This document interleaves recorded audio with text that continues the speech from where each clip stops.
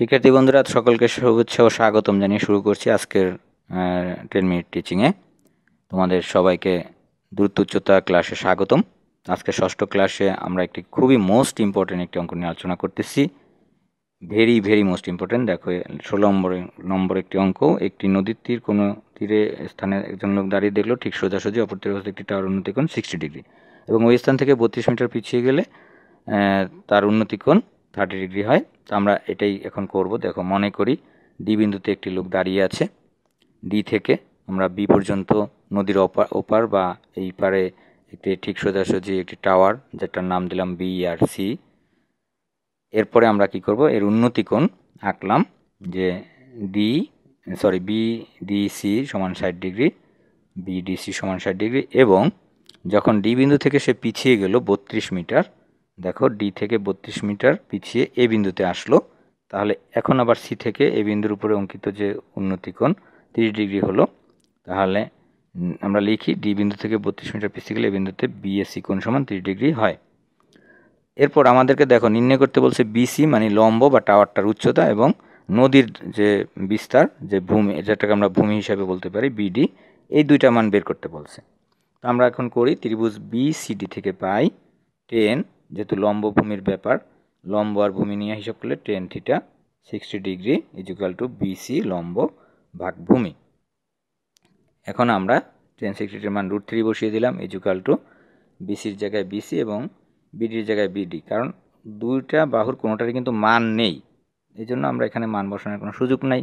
তাহলে কোনাকুনি গুণ করলে বিডি √3 ইকুয়াল টু বিসি, বা √3টাকে যদি আমি ডান পাশে পাঠিয়ে দিই তাহলে বিসির নিচে ভাগ আকারে চলে যাবে, তাহলে বিসি ভাগ √3 হবে।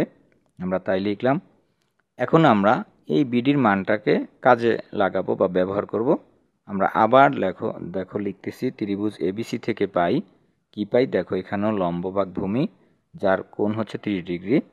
আমরা সেটা লিখি যে এখানে যেহেতু আবারও সেই লম্ব ভূমি নিয়ে কথা, তাহলে 10 ডিগ্রি থিটার জায়গায় ইকুয়াল টু লম্ব হচ্ছে বিসি এবং ভূমি হচ্ছে এবি, তাই লিখলাম। বা 10 ডিগ্রি মান 1/√3 ইকুয়াল টু বিসির মান নাই, বিসি বসিয়ে দিলাম। আর এবি সমান দেখো এখানে দুইটা টুকরা হবে, তো এখন প্রথম লাইন এবি লিখলাম, পরের লাইনে আমরা লিখব, তাই কোনাকুনি গুণ করলে বিসি √3 ইকুয়াল টু এবি হয়, এবি ওকে এবি, বা বিসি √3 ইকুয়াল টু, দেখো এবির জন্য আমি কি করতেছি, এডি প্লাস বিডি লিখতেছি, এডি প্লাস বিডি, কারণ এ থেকে ডি পর্যন্ত একটা অংশ, বি থেকে ডি পর্যন্ত আরেকটা অংশ, টোটাল বাহুটার দুই টুকরা। বা বিসি √3 ইকুয়াল টু এডির মান হচ্ছে 32, আমি 32 বসিয়ে দিলাম, প্লাসের জায়গায় প্লাস, এবং বিডির যে মান বা বিডির যে একটা নির্দিষ্ট মান রয়েছে বিসি ভাগ √3 সেটা বসিয়ে দিলাম। আমরা একটু আগে দেখেছি বিডির মান কীভাবে তৈরি করতে হয়।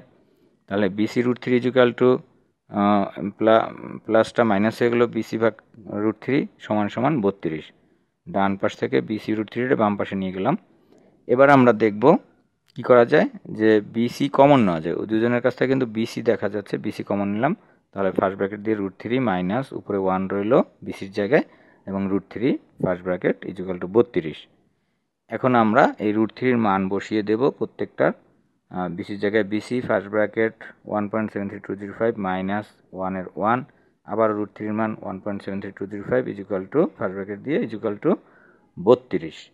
এরপরে আমরা কি করব, দেখো এটা থেকে এটা বিয়োগ করে ভাগ করব, ভাগের রেজাল্টটাও এটা থেকে বিয়োগ করলে রেজাল্ট দ্বারা বিসি ইকুয়াল টু, মানে বিসির পরে ফার্স্ট ব্র্যাকেট 1.154966994 ইকুয়াল টু 32 হয় রেজাল্ট।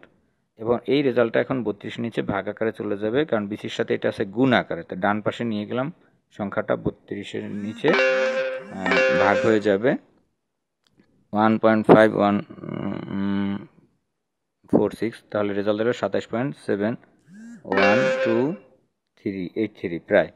এখন আমরা টোটাল বাহুটার মান যদি বের করি তাহলে কি করব, দেখো কারণ আমাদের টোটাল না, বিডির মানটা বের করব।